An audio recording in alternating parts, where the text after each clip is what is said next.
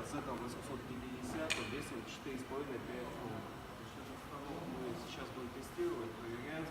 Вот, это компания Стольятти, мы получим станок уже в середине февраля. И на тяжелее будет производиться запуск. Значит, здесь составляющие, 39 киловатт.